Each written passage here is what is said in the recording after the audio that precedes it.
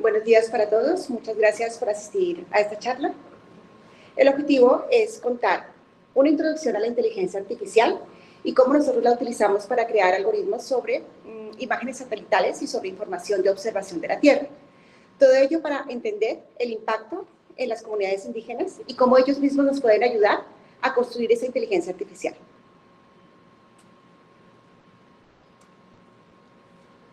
La naturaleza nos provee cada día de grandes recursos en términos de alimentos de todos los tipos, servicios ecosistémicos, tales como la prevención de inundaciones,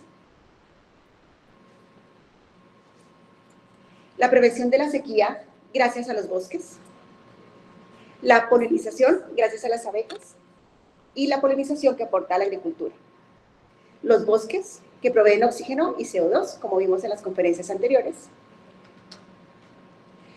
Pero estos servicios en su mayoría son gratuitos. Estos servicios son un servicio público. Lo que pasa es que no los estamos midiendo. Y si no medimos estos servicios públicos, el problema es que los ignoramos. Porque aunque los tenemos y los disfrutamos todo el tiempo, los ignoramos. Y lo que se ignora no se cuantifica. Y si no se cuantifica, no se puede ni gestionar, ni mejorar, ni valorar en su medida correcta. Por eso necesitamos cuantificar el patrimonio natural. Y vamos a ver esto qué significa.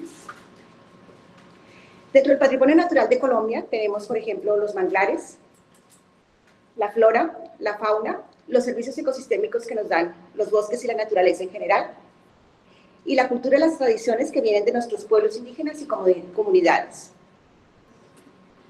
Aquí vemos un dibujo donde tenemos tres bloques, uno de color azul, uno amarillo y uno rojo. El bloque azul está explicando la Amazonía. En la Amazonía tenemos unos elementos que son unos activos naturales, como cuando hacemos una contabilidad de una empresa, vamos a hablar de esos térmicos de activos y pasivos. Entonces, en la Amazonía tenemos activos ambientales, pero también tenemos pasivos. Los activos de la Amazonía son el agua limpia, los árboles, el agua subterránea, el propio suelo. Y los pasivos son los residuos de la minería, la actividad industrial, por ejemplo, las exploraciones también generan pasivos, los plásticos que llevamos los turistas allí al Amazonas también es un pasivo ambiental importante. Sin embargo, todavía no sabemos cuánto vale ni el activo ni el pasivo. Nos falta cuantificar tanto el uno como el otro. Y el pasivo que calculamos, es decir, esta contaminación, tampoco es del todo real, porque aunque hay muchos esfuerzos para que las empresas digan cuánto pasivo están generando, aún eso no se ha medido bien, se mide de manera muy parcial. Por ejemplo, los bonos de carbono. Los bonos de carbono son una manera de cuantificar ese activo, porque se convierte en un ingreso económico el bono de carbono. Entonces, si tenemos bonos de carbono en una zona, porque resulta que los bosques están prístinos, están muy bonitos, pero empezamos a generar minería o se empiezan a generar actividades humanas que dañan esos bosques, estamos generando un pasivo y estamos perdiendo precisamente patrimonio, que al cuantificar, pues perdemos bonos de carbono. Entonces, los bonos de carbono son una estrategia que existe en este momento a nivel mundial para que las empresas puedan comprar y puedan invertir en proyectos de conservación y mitigación del CO2. Es solo la punta de lanza los bonos de carbono, es solamente una primera estrategia, un primer paso. Pero para que esto crezca a nivel de naturaleza y nos funcione, tenemos que medir bien, profundamente, cuantificar correctamente. Veamos cómo funciona el tema de los bonos de carbono. Las empresas compran bonos de carbono para invertir en proyectos de protección de la naturaleza y compensar un poco el daño ambiental que están generando. Y vamos a ver por qué solo un poco. Tenemos una empresa de energía, eso es un caso real, que está emitiendo CO2 en varios países del mundo y compró bonos de carbono asociados a un proyecto cualquiera en el Amazonas.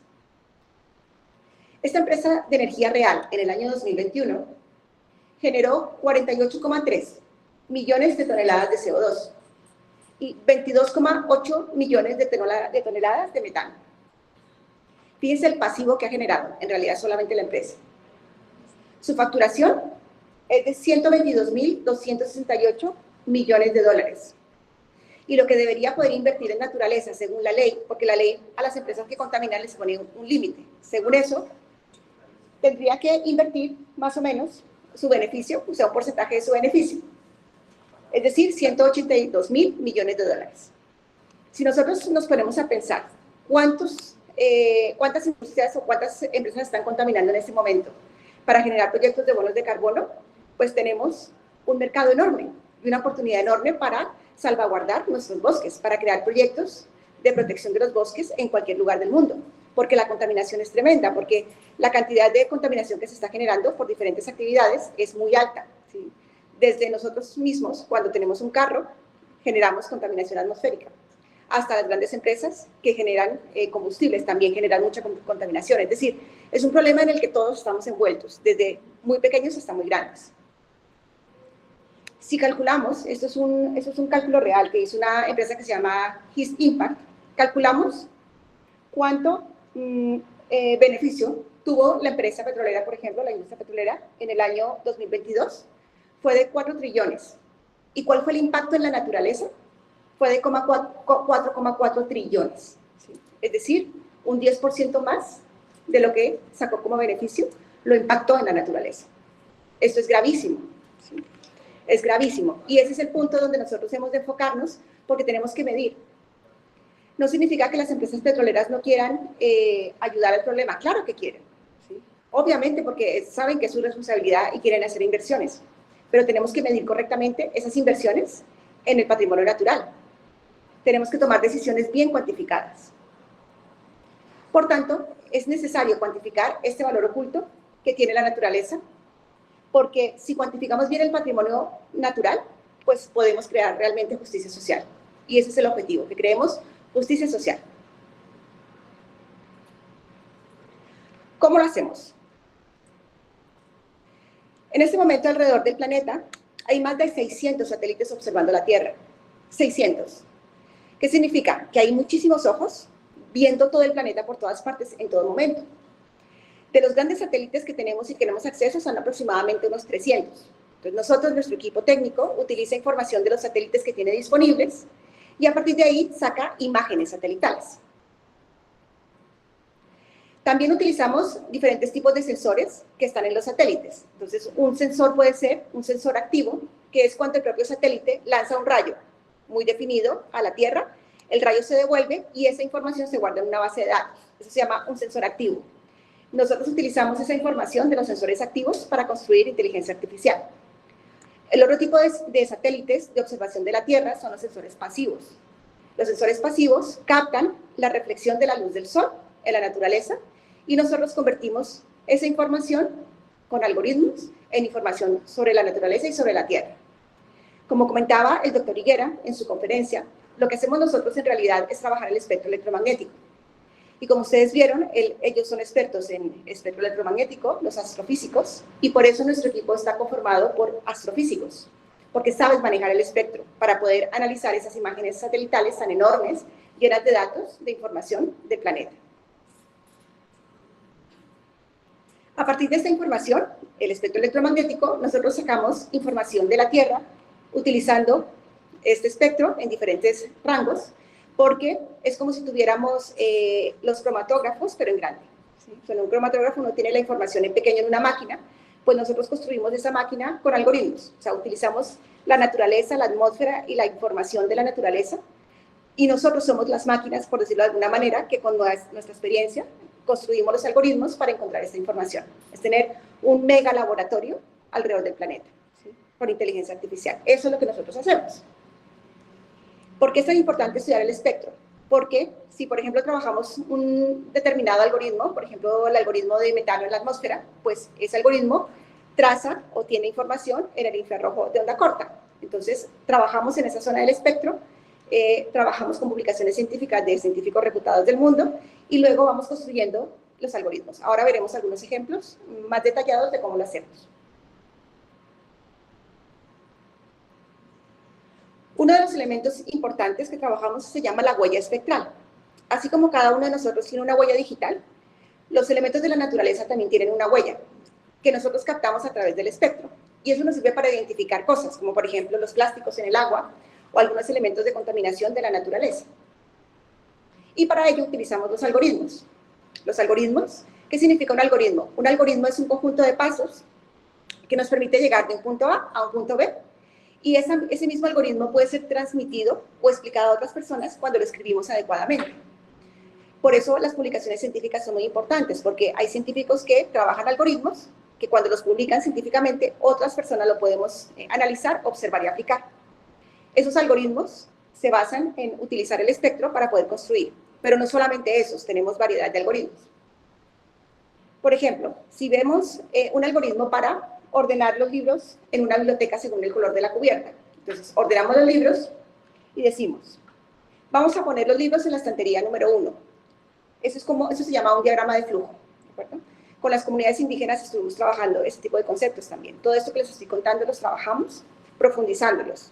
Cada uno de los conceptos duramos bastante tiempo profundizándolo porque es importante entender el lenguaje de comunicación. Nosotros en la ciencia tradicional tenemos uno y ellos tienen otro lenguaje de comunicación. Entonces, adaptar el lenguaje era importante hasta que ellos ya saben que es un algoritmo y podemos hablar con propiedad de que es un algoritmo. Entonces, esto es un diagrama de flujo que nos explica cómo se llenan las estanterías o cómo se ponen los libros en esta biblioteca. Si está lleno, el primer estante se pasa al segundo estante. Si está lleno, el segundo estante se pasa al tercer estante, y si está lleno, se pasa al cuarto estante. Digamos que esto es la manera gráfica en que se explica un algoritmo y de manera sencilla. La inteligencia artificial, ¿en qué se basa? En entender cómo los humanos, incluso la naturaleza, funciona para reconstruir esas funciones en los computadores y poder crear elementos que nos sirvan para solucionar problemas a los seres humanos. Y el Machine Learning es un campo específico de la inteligencia artificial. Machine Learning significa aprendizaje de máquina. Entonces, el Machine Learning imita mucho a cuando nosotros somos niños pequeños y empezamos a caminar. Para que nosotros aprendamos a caminar, tenemos que ir a prueba y error. O sea, nosotros nos caemos, nos levantamos y otra vez, hasta que el cerebro va aprendiendo. Las neuronas tienen su camino correcto de aprendizaje y después sabemos cómo caminar. Entonces, el Machine Learning está inspirado en este tipo de comportamientos, por ejemplo, el comportamiento humano. Y luego hacemos optimización. Entonces, optimizar es encontrar el camino correcto o más preciso para llegar de un punto a otro.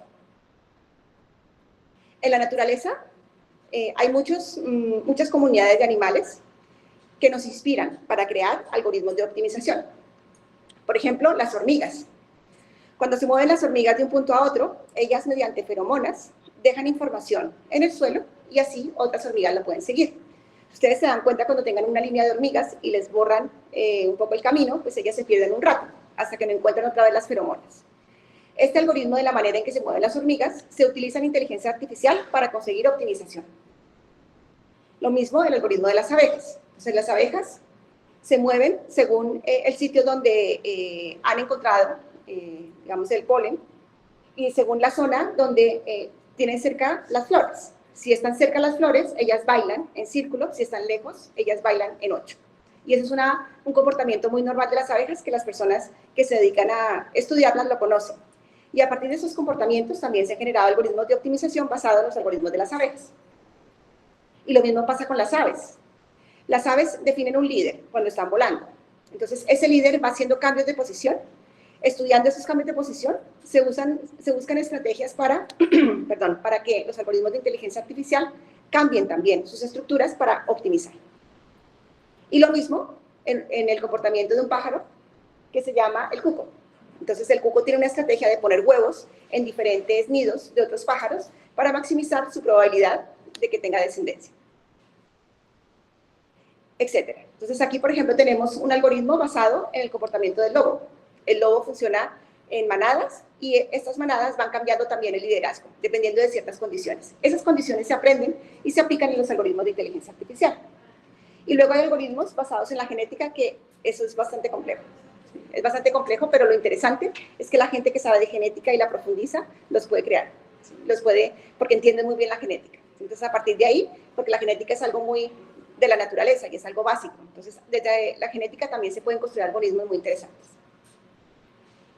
Hay uno que está basado en la gravedad, que es más mi línea. Esta parte es muy interesante porque, por ejemplo, todos los sistemas como los que tenemos de Google, de Facebook, de LinkedIn y todas estas redes están basadas en los algoritmos basados en gravedad y en grafos. Cuando dos personas nos conectamos y nos conocemos más, los enlaces entre los nodos, que somos las personas, se acercan, y cuando se conocen menos, se alejan. A partir de esa estructura de red, las empresas como LinkedIn y todas las empresas que se basan en grafos nos dan información y aprenden de nosotros.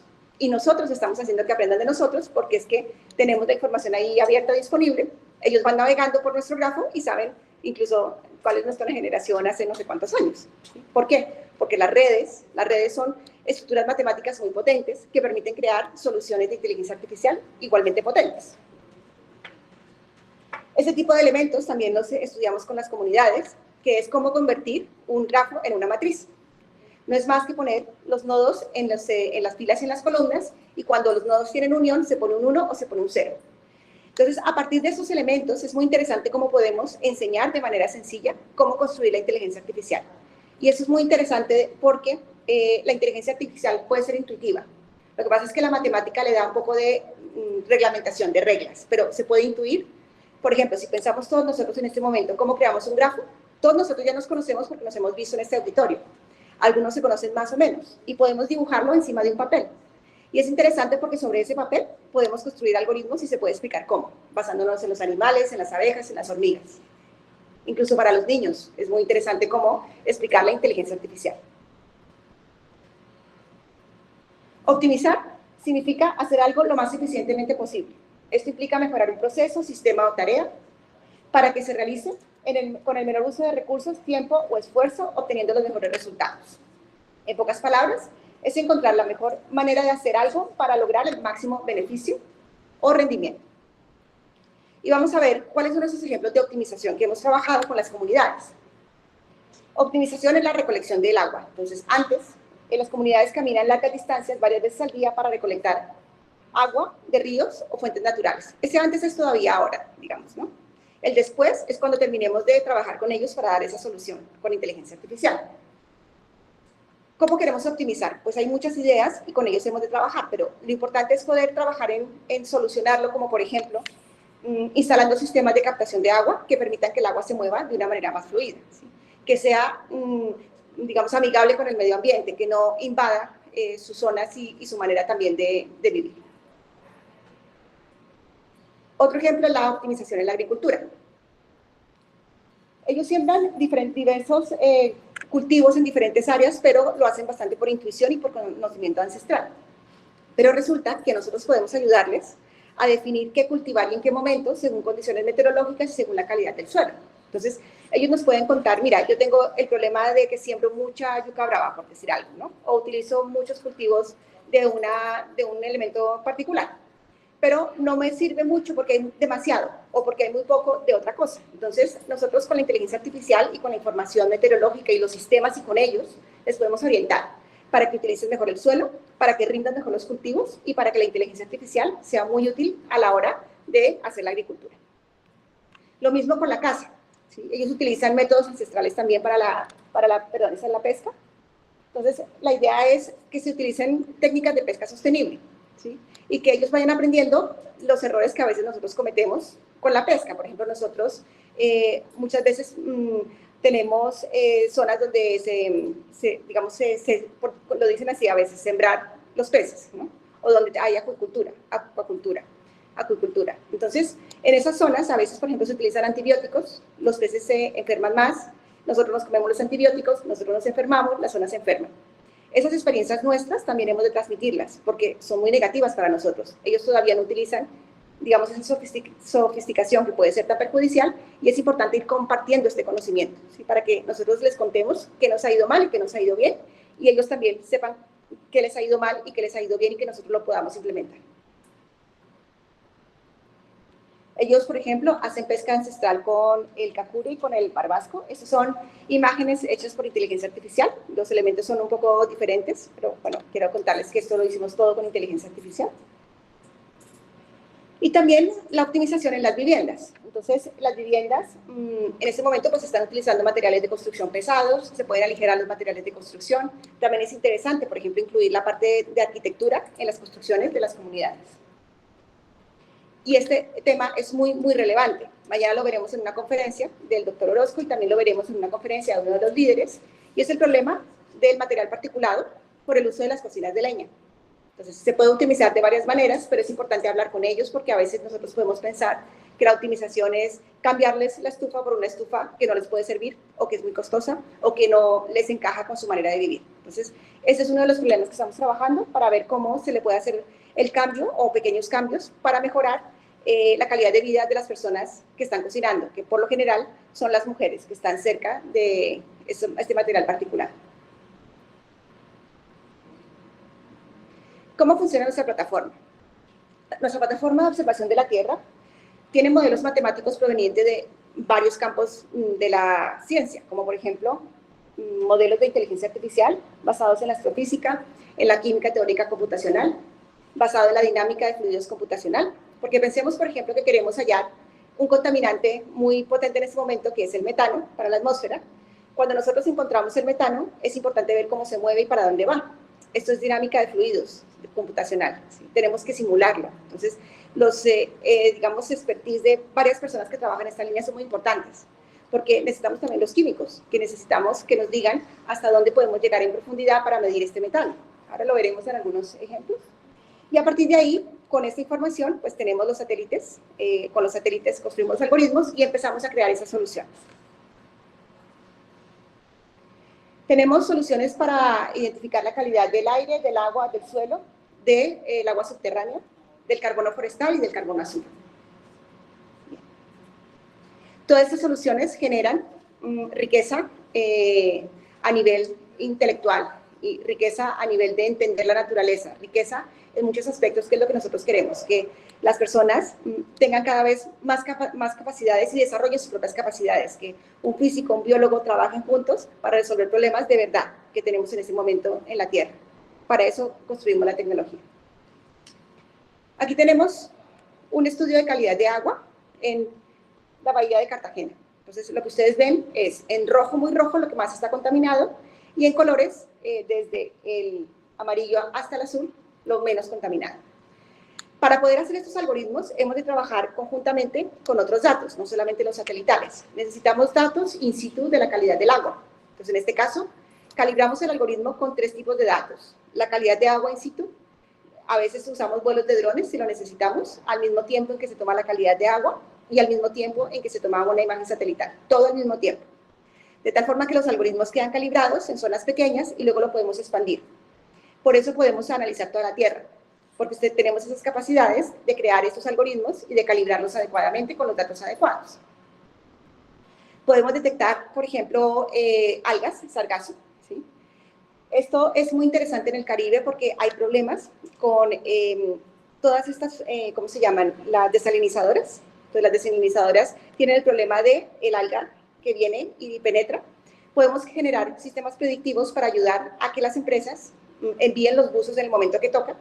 El problema que tienen ahora las empresas es que envían buzos todos los días, a todas horas, esperando el sargazo, pero a ciegas. Entonces, la tecnología permite que no estemos trabajando a ciegas y no perdamos tantos recursos y que los buzos vayan en el momento que toca a eliminar las algas.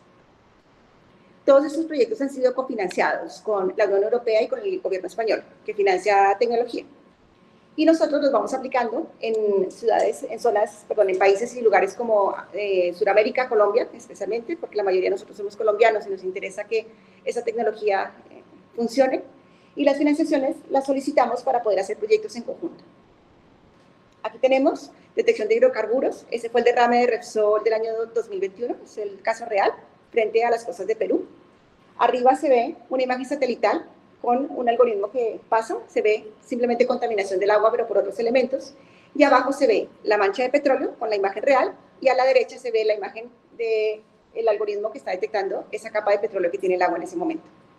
Aquí también es importante trabajar en colaboración con sistemas de, por ejemplo, de modelación numérica, como los que tienen en la Armada Nacional, en la DIMAR, en la Bahía de Cartagena, porque de esa manera nosotros podemos complementar sus modelos predictivos. Plásticos. ¿Sí? Aquí tenemos la detección de plásticos y este problema se genera en muchísimos lugares del mundo. Si viéramos la cantidad de plástico que hay cada día, yo creo que quedaríamos todos muy, muy asombrados de esa cantidad que sale completamente, digamos, contaminante sin ningún tratamiento al agua. Este es otro caso, Golfo de México, trazas de material particulado debido también a la quema por combustible fósil. En este caso hay 30.000, creo que son puntos, ¿sí? que tienen contaminación. El que les mostré en la presentación anterior, esto es en la República Dominicana, material particulado en el aire, que está dañando a las personas. Nosotros físicamente hemos estado allí, respirando el mismo aire, entendiendo la problemática, hablando con la gente, y a mí lo que me sorprende es esa, digamos, como esa impotencia y esa manera de decir, bueno, ya está, no puedo hacer nada, que tienen las personas, porque las personas trabajan en una fábrica que les contamina. Es decir, la propia persona que les da su ingreso mensual les contamina. ¿Sí? Y eso es muy terrible, porque ellos no tienen cómo luchar contra eso. Y es un ingreso mensual bajísimo. ¿Sí? Entonces, son sitios que nosotros estamos abordando y estamos descubriendo poco a poco para la generación de evidencias, para que, por ejemplo, otras fundaciones y otras entidades que están intentando luchar contra la contaminación tengan evidencia. Metano. En este momento hay más de 30 millones de pozos de metano abandonados, bueno, de petróleo abandonados alrededor del planeta y no sabemos cuáles emiten metano. En este momento la industria petrolera está haciendo un esfuerzo importante también por cerrarlos, pero hay que ayudarles, porque si nosotros de aquí a 6 años quisiéramos medir cuáles de esos pozos están emitiendo metano, sería imposible. Tardaríamos 85.000 años poniendo sensores, 85.000 años. Con la información satelital podemos hacerlo en 6 años, monitorear todo el planeta y saber dónde están esas fugas para ayudarles a cerrar. Por eso es tan importante usar la tecnología y el conocimiento que tenemos ahora, porque existe, está. Calidad del suelo. En la calidad del suelo, lo relevante es entender cuánta inversión hay que hacer para recuperar ese suelo. Se cree que aproximadamente por cada euro de inversión en recuperación de naturaleza podemos recuperar 30 euros en 10 años, porque la naturaleza tiene capacidades de regeneración según el tipo de contaminante que tenga. Y eso es muy interesante porque podemos hacer proyectos de conservación a futuro. Minería, también fue la imagen que les mostré en la primera parte. Detección de uralita, fibrocemento. En Europa la ley, la regulación ya pide que eso sea completamente eliminado. Esta regulación lo que permite es pues que se cambien los techos que están hechos con fibrocemento. Y nosotros hacemos una planificación, les ayudamos a optimizar esa planificación para la retirada de esos techos. Detección del agua subterránea. Este algoritmo es uno de los que más me gusta de los que hemos hecho porque era tremendamente complejo. Porque detectar agua subterránea solamente con información satelital y alimentando el algoritmo de inteligencia artificial solo con pozos informados de todo el mundo. Y hemos conseguido correrlo en 2 zonas muy interesantes aquí en Colombia. ¿Qué dicen estas imágenes? La imagen que tiene los punticos es donde están los pozos de verdad. Y la imagen que no los tiene, la de al lado, es donde nosotros hemos predicho que hay agua. ¿Sí? Y entonces, ¿por qué es tan interesante ese tipo de algoritmos? Porque hace que se bajen los costes muchísimo, porque nos aumenta la probabilidad de encontrar el recurso natural que queremos y porque no tenemos que ir físicamente a las zonas. Hay zonas muy complejas para poder encontrar el recurso natural y los algoritmos que nosotros creamos lo permiten. Deforestación en la zona de la República Dominicana. Monitoreamos el Amazonas para calcular el carbono, los sumideros de carbono. Tenemos un proyecto que es para reforestar la Guajira, también aquí en Colombia. La reforestación hay que hacerla controlada y monitoreada también.